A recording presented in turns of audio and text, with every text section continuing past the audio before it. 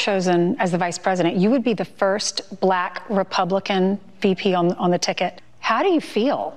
Well, I think it's exciting, no matter the outcome. It's the evolution of the Southern heart that we see on display. And we Southerners get so little credit for the progress we've made. The whole notion of judging a person on the content of their character, not the color of their skin, has happened. It's not going to happen. It's not around the corner. It's in the rearview mirror. We are living Reverend Dr. Martin Luther King Jr.'s dream. If the word pathetic had a picture next to its definition in the dictionary, Tim Scott would be that image for that word. So Tim Scott is, well, they're saying, in the front running to be the pick for Donald Trump's VP position. And I'm gonna be honest with you, I honestly don't think he'll get selected. He's setting himself up for failure, even though that's already occurred. And it's never an easy time talking about Tim Scott, but we have to address the samboing and the buck dancing that this man consistently does ever since we've heard of him. So he sat down with this woman over at Fox News talking about him being, you know, one of Donald Trump's picks for vice president, and then he goes into this little spill about how somehow racism is over, you know, we have overcome Dr. King and content of the character and not the color of the skin. So apparently in his mind, him being possibly chosen to be Trump's vice president pick means that somehow white supremacy and racism is over. Not because of everything else that's going on around him, but because of something that's personally happening for him. That this white man could possibly pick this black man to stand side by side with him in making all of these federal decisions. This guy is living in a world all in his own head. And considering I don't think there is very much molecular matter up there, it's very hollow. Like, I bet you if you was to yell into his head, it would echo and bounce off the walls like you're in a hollow room, a hollow, empty room. Now, what I'm going to do is I'm going to read this article where I actually got this video from called New Republic. And they basically echo the same things I was saying. And it looks like it was written almost like an op-ed, but it also has some interesting things in there as well. Senator Tim Scott made a wild comment suggesting that his being in contention for Donald Trump's vice presidential pick demonstrates that we're living in a post-racism utopia.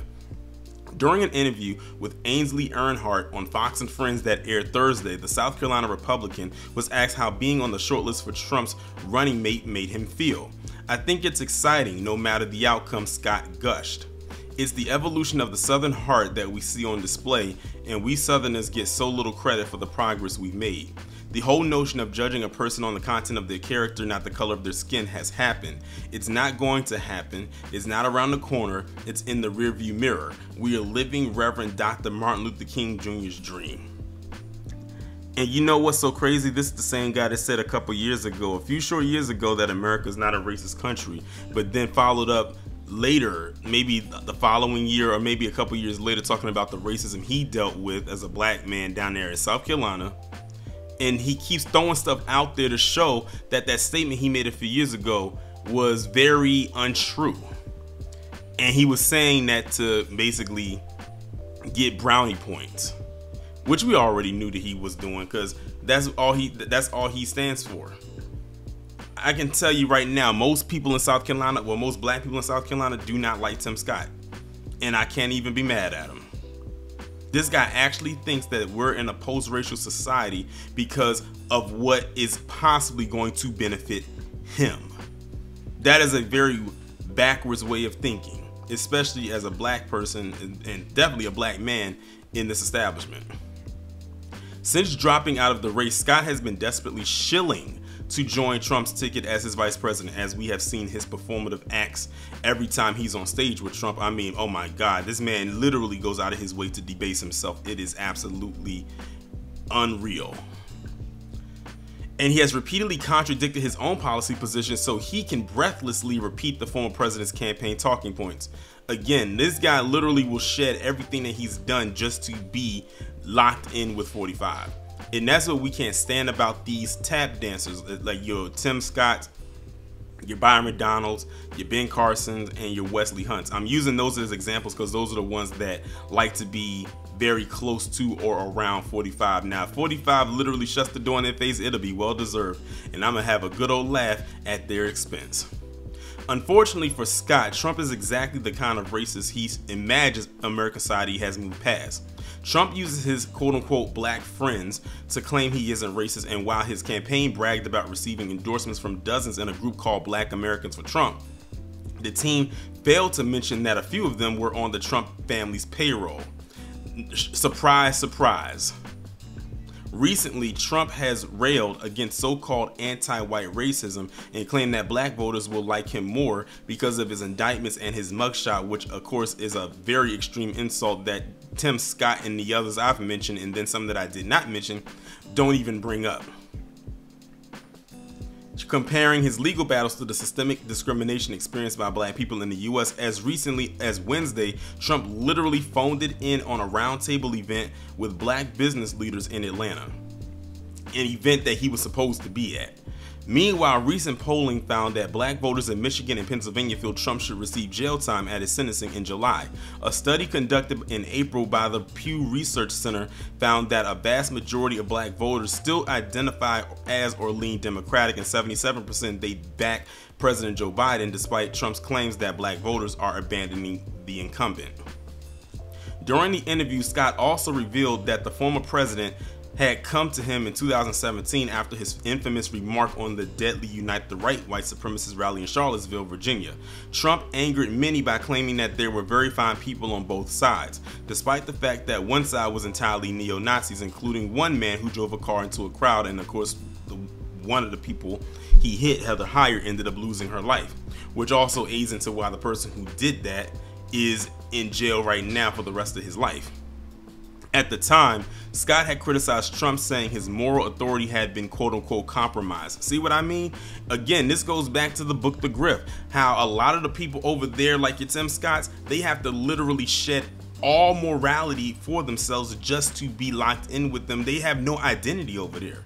They're literally like a shell, like a robot. They move when they say move. When they say jump, you better say how high. I could not be a part of that. I couldn't, especially with my mindset. I couldn't do it. He goes on to say he wanted me to share with him my perspective. He listened, and after we finished talking, he said, "Help me help those I have offended." And it says it looks like that's going really well. Oh man, Tim Scott, he's trash. Point blank period. There's really no other way that you can possibly spin it. And of course, you know, he'll say certain things and he might put it online and then, you know, have his echo chamber literally jump up and down and agree with everything he said. But keep this in mind, these were some of the same people that was not going to allow him to come into that office or be on that ticket if he didn't have a lady on his arm. Because remember, Tim Scott has never been married. He doesn't have kids, and then they were questioning his sexuality for a while, and then all of a sudden, poof, you pop up with this random white woman who, by the way, is a single mother of like 3 kids. Isn't that what y'all are supposed to be against? And now he's supposed to be marrying this woman in August. And also, by the way, you can't tell me the recent stunt that he pulled wasn't staged either, because if y'all were unaware, he announced that they were getting married on August the 3rd, on the day of the first debate between Biden and Trump. This guy, okay, Tim Scott, if you say so. But as far as this topic is concerned, this is right on par for Tim Scott. I don't expect anything more from this man than what he's already delivered to us on a silver platter, which is a bunch of bullshit. You know what? Scratch that. A bunch of dog shit. This is just who he is until we never hear from him again. And hopefully after this election, that will come true.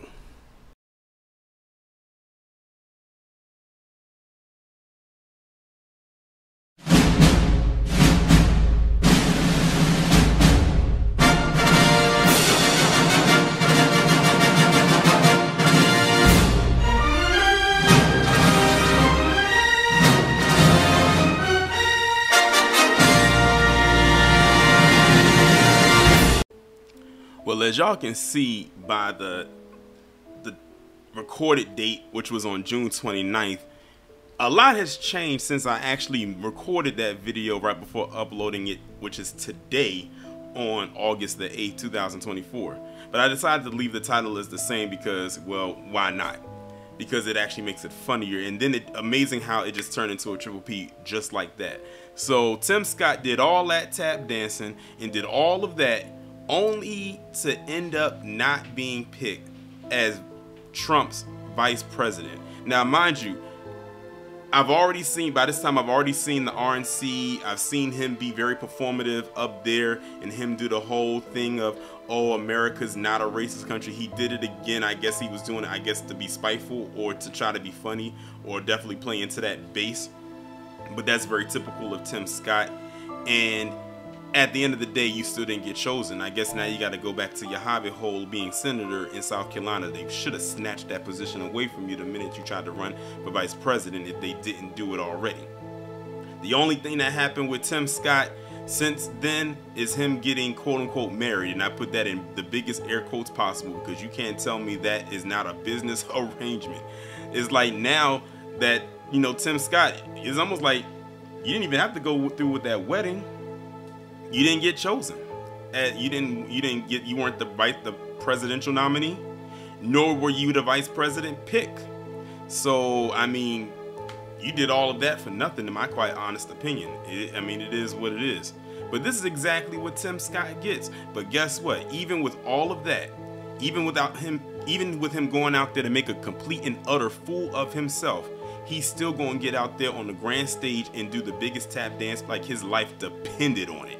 Because that's just what Tim Scott does. That's what he always does. But that's fine because tap dancing doesn't have a shelf life unless you're an actual professional paid tap dancer, which Tim Scott definitely is not. Tim Scott looked like he don't even know how to do a simple two-step, let alone a little tap dance.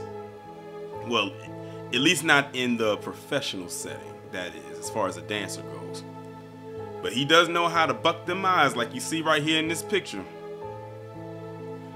It's just, you know, it's unfortunate for him, it is. I don't feel bad for him. He did all of that and he got nothing in return. Nothing. I wonder if 45 even remembers his name, let alone his face. Did all of that performative stuff, and y'all seen it, and it's so cringe. Imagine this man who's almost 60 years old doing all of that stuff for a man who's old enough to basically most likely be his dad. Like, that's weird to me. I've always felt that was very strange and very weird to me to see these grown men fall over like this for anybody. Vanessa does it all the time when he gets up there and starts crying for Biden. Oh my God, I don't know what it is. But yeah, Tim Scott, I don't know. I guess now you can go and live your life with your new wife, your new business partner, that is. I'm sorry, your wife. What am I talking about? This is so funny to me. Oh, this is hilarious. And you want to know what makes this even more shameful? Is now that I think about it, at the RNC, Tim Scott got up there and boastfully said, you know, he knows people were annoyed when he said it and he decided to say it again. So that was basically a dig and slap in the face of black people, like he just didn't give a damn, and said, I'm going to say it again. And he said it again in front of all those PC individuals and said America is not a racist nation. And he did that after he went on Fox News with this interview and claimed that there's no more racism out of the possibility of Trump picking him as his VP. And even after Trump did not pick him, he still went out there and said it. So that means, it begs the question, Tim Scott, do you actually believe that? Or is this you still being performative? Either way, at the end of the day, Tim Scott is and will forever be a joke, a clown, a court jester, and a tap dancing, buck dancing, jellyback buffoon.